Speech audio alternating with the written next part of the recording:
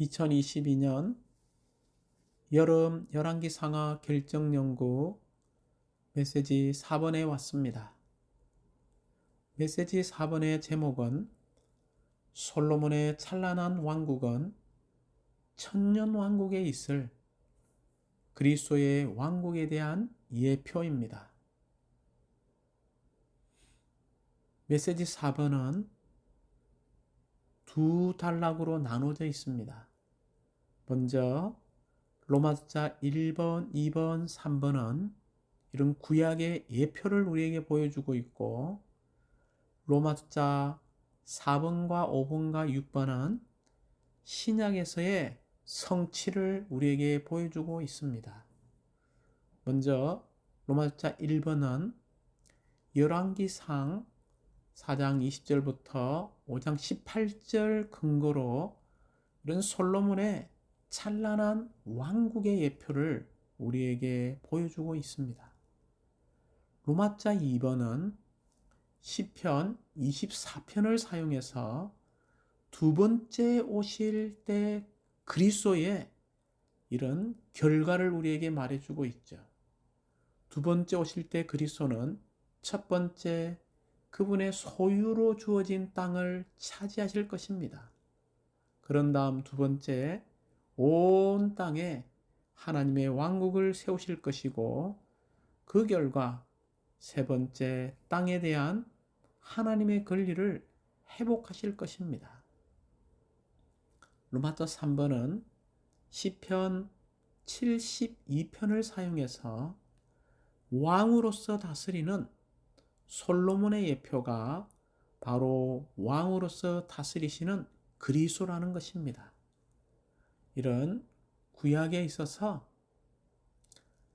이런 솔로몬의 왕국, 또한 이 솔로몬의 왕의 예표는 무엇인가를 우리에게 분명히 말해주고 있습니다. 특별히 솔로몬의 찬란한 왕국은 천년 왕국에 있을 그리스도의 왕국에 대한 예표라는 것입니다. 그럴 뿐만이 아니라 이런 솔로몬 왕이 바로 왕으로서 다스리시는 그리스도의 예표라는 것입니다. 그러므로 우리는 두 단어를 기억해야 합니다. 솔로몬의 왕국과 솔로몬의 왕입니다. 즉 왕국과 왕이라는 단어를 붙잡으십시오. 이 왕국은 바로 그리스도의 왕국을 이야기하고 있고, 솔로몬의 왕을 이야기할 때 이 왕은 바로 그리스도라는 것을 잊지 마십시오. 이제 우리는 로마서 4번부터 5번, 6번 이 세 부분은 바로 신약에서의 성취라는 것을 우리에게 보여주고 있습니다. 먼저 로마서 4번은 근거 구절이 계시록 11장 15절이죠. 이 구절에서 세 가지 중점이 있습니다. 첫 번째는 세상의 왕국이고, 두 번째는 그리스도의 왕국이며, 세 번째는 영원 무궁이 왕으로 다스리는 것입니다. 그러므로 계시록 11장 15절은 이렇게 이야기하고 있습니다. 세상의 왕국이 우리 주님과 그분의 그리스도의 왕국이 되었으니 그분께서 영원 무궁히 왕으로 다스릴 것입니다. 로마서 4번의 중점은 바로 세상 왕국이 그리스도의 왕국이 되는 것입니다. 로마서 5번은 천년 왕국을 이야기하고 있습니다.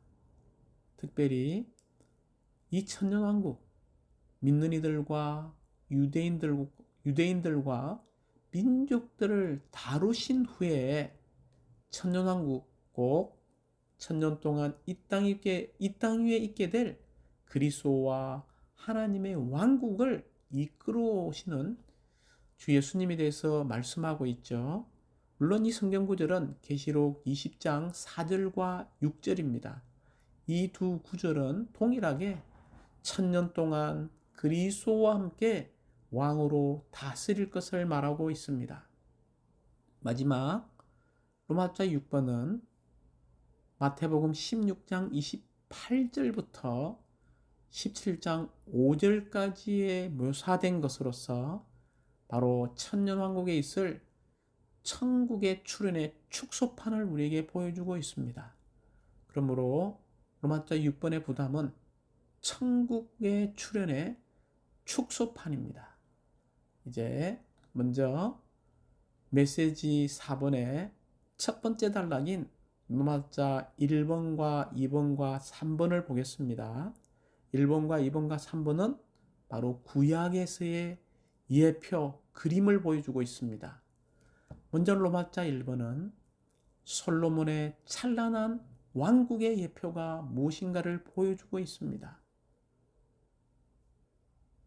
물론 열왕기상 9장부터 10장을 읽어볼 때 솔로몬이 여러 민족 가운데서 받은 이 영광이 절정에 달한 것을 보여주고 있습니다.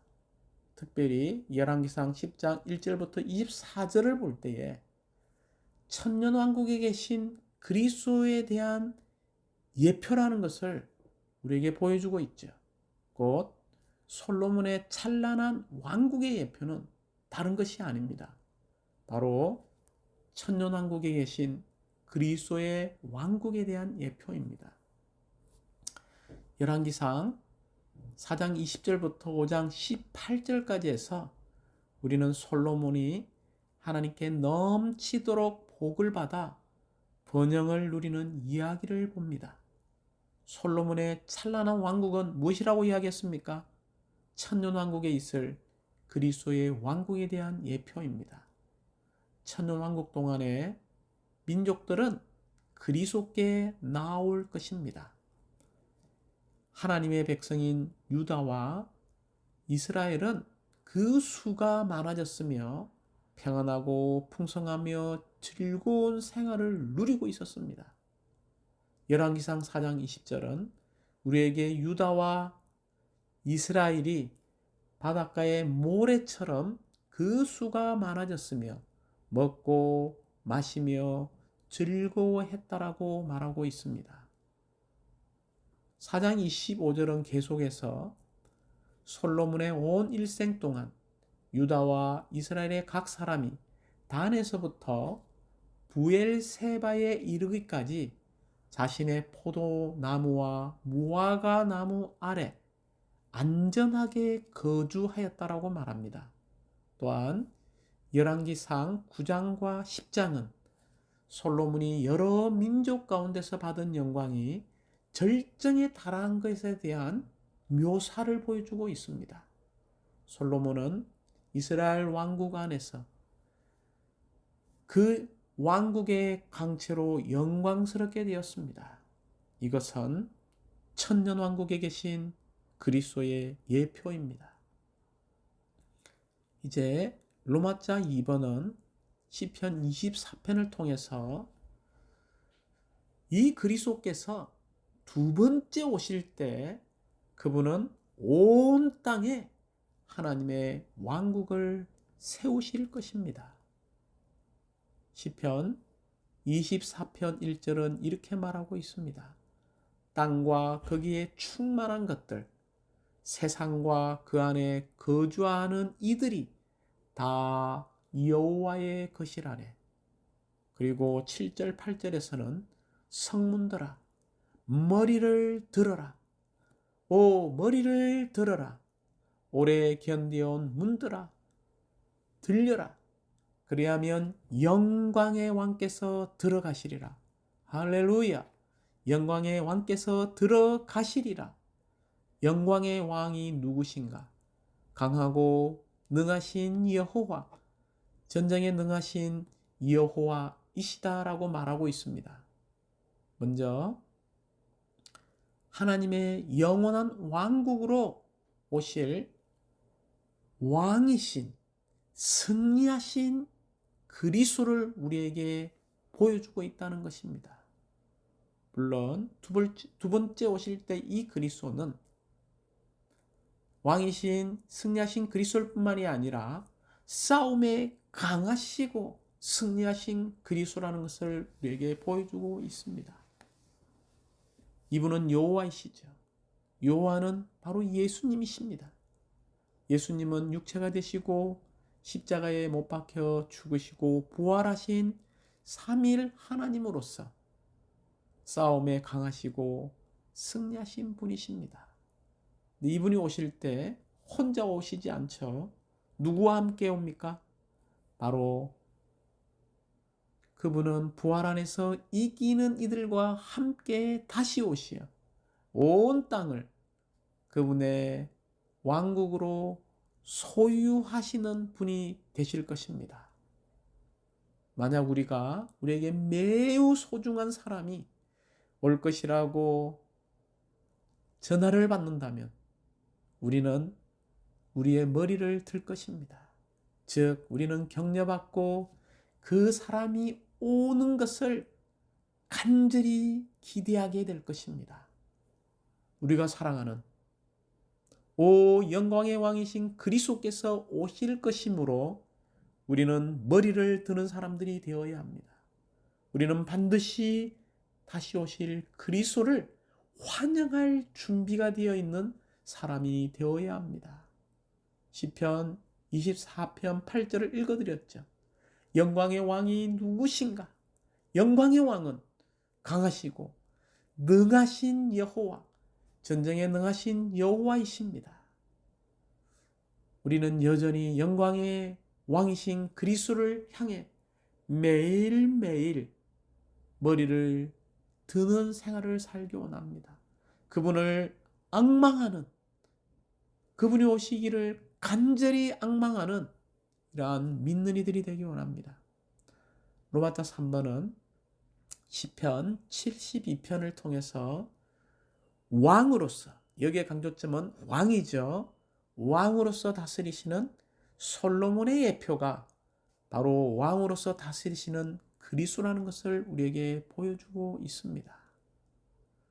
특별히 솔로몬 왕은 왕으로서 다스리시는 그리스도의 예표로서 그분은 다윗의 자손이시죠. 다윗의 자손이신 이 그리스도는 마태복음 1장 1절을 참고해 볼 때 이 그리스도는 다윗의 보좌와 왕국을 물려받는 분이십니다.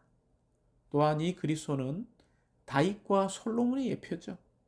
물론 이 그리스도는 다윗이 고난받은 것으로 예표되어 있습니다. 또 이 그리스도는 솔로몬 왕으로 예표되듯이 하늘들에서 지금 왕으로서 다스리고 계신다는 것입니다. 특별히 이 그리스도는 번영하고 흥황하던 시기에 왕으로서 다스린 솔로몬의 예표입니다. 이 그리스도께서 왕으로서 땅을 다스릴 것입니다.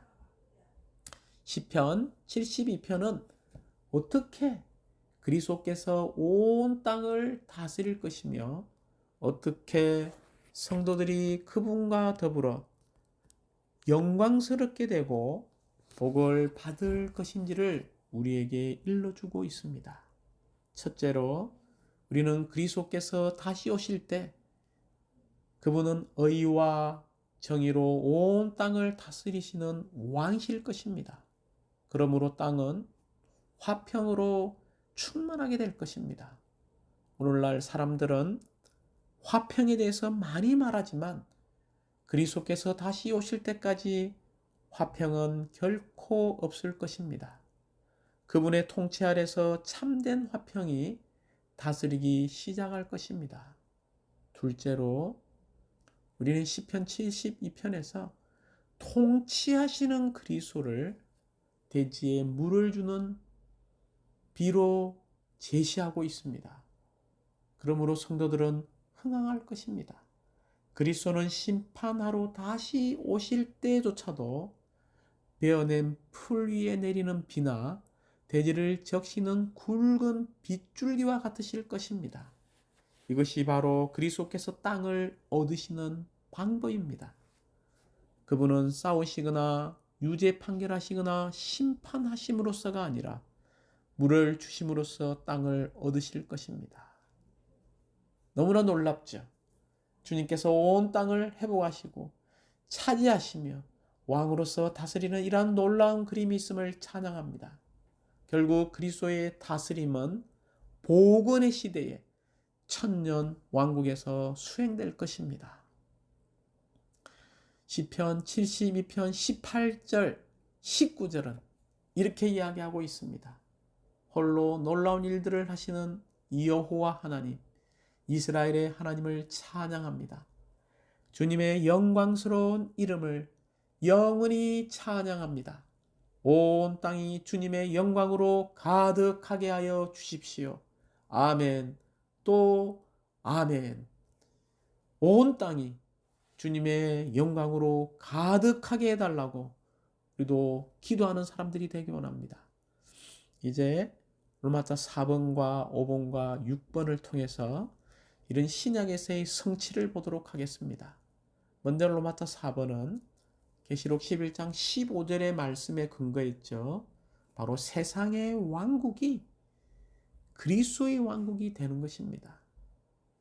먼저 여기에 세 가지 중점이 있다고 이야기했죠. 세상의 왕국, 그리스도의 왕국, 마지막은요, 영원 무궁이 왕으로서 다스리는 것. 먼저 그리스도의 왕국은 천년 왕국이며 또한 하나님의 왕국이라는 것입니다. 하나님이신 그리스도께서 바로 왕으로 다스리는 것입니다. 두 번째, 모든 민족을 심판하신 후에 여기에 아주 중요한 하나의 문구가 있습니다. 모든 민족을 어떨 때요? 심판하신 후에 세상의 왕국은 그리스도의 왕국이 된다는 것입니다. 자, 세상의 왕국은 그리스도의 왕국이 되는데 어떤 후에 되는 것입니까? 바로 모든 민족을 심판하신 후에 세상의 왕국이 그리스도의 왕국이 될 것입니다. 이제 세 번째 부분이죠. 천년왕국과 새하늘과 새 땅에서 그분은 영원히 왕으로서 다스릴 것입니다. 다스릴 때 먼저 모든 이기는 이들은 그리스도와 함께 천년 동안 왕으로서 다스릴 것입니다. 또한 한 부류가 있죠. 여기에서는 모든 구원받은 이들은 영원 안에서 영원 무궁히 왕으로서 다스릴 것입니다. 이제 로마서 5번은 천년왕국을 이야기하고 있죠. 먼저 천년 왕국의 시기는 언제부터 언제일까지일까요? 천년 왕국의 시기는 그리스도의 다시 오심부터 새하늘과 새 땅 이전의 시간을 말하고 있습니다.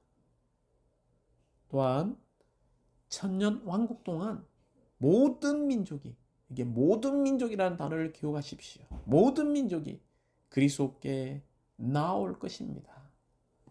특별히 시편 2편 6절, 8, 9절, 이사야서 2장 2절부터 5절까지, 스가랴서 8장 20절부터 23절까지 구약에는 이 천년 왕국에 관한 이 구절들이 많이 있습니다. 특별히 우리는 사도행전 3장 21절에서 만물이 복원될 때라는 말이 나오죠. 만물이 복원될 때는 바로 천년 왕국을 가리키고 있습니다. 이때는요, 사람과 온 우주, 곧 하늘들과 땅과 동물들과 심지어 나무들에도 영향을 줄 것입니다. 사람의 타락을 통하여 저주를 받았던 모든 것이 다 복원될 것입니다. 특별히 하나님은 여전히 천년 왕국을 준비의 시대로 사용하실 것입니다. 이 준비의 시대로 사용한다고 할 때 두 방면에서 준비의 시대로 사용하실 것입니다. 첫 번째, 교회 시대 동안 온전하게 되지 않은 성도들을 온전하게 하실 것입니다. 그러므로 우리는 오늘날 교회 시대, 은혜의 시대 안에 살고 있죠. 교회 시대 안에서 우리는 다 온전케 된 성도들이 될 필요가 있습니다. 두 번째 준비의 시대는 누구입니까? 바로 복원된 민족들을 정결하게 하시어 새 땅에 있는 백성이 되게 하실 것입니다. 마지막으로 이 천년왕국에 오직 이기는 이들만이 천년왕국에 참여하게 될 것입니다. 이제 마지막 로마자 6번에 왔습니다.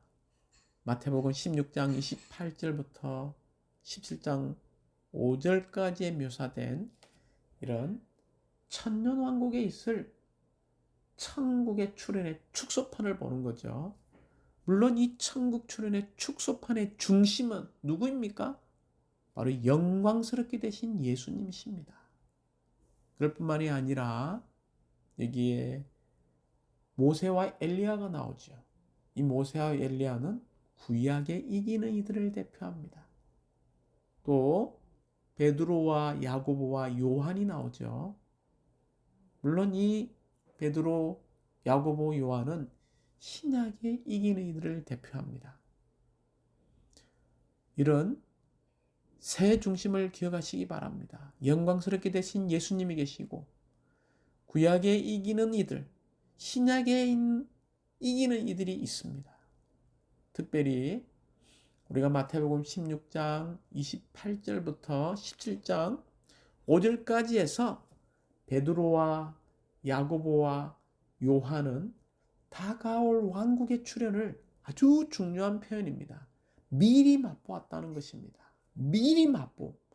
여전히 우리도 베드로, 야고보, 요한과 같이 다가올 왕국의 출현을 미리 맛보는 사람들이 되어야 합니다. 미리 맛봄.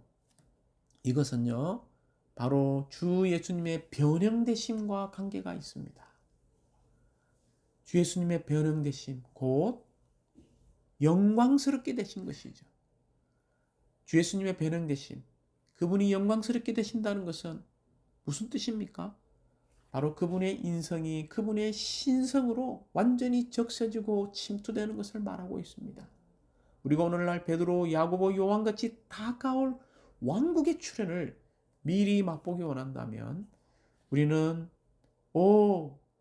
우리의 인성 안에 이런 하나님의 신성이 적셔지고 또 적셔지고 침투될 필요가 있다는 것입니다. 결국 주 예수님의 변형이 있는 곳에 왕국이 임할 것입니다. 주 예수님의 변형은 바로 그분의 존재가 실제화된 것입니다.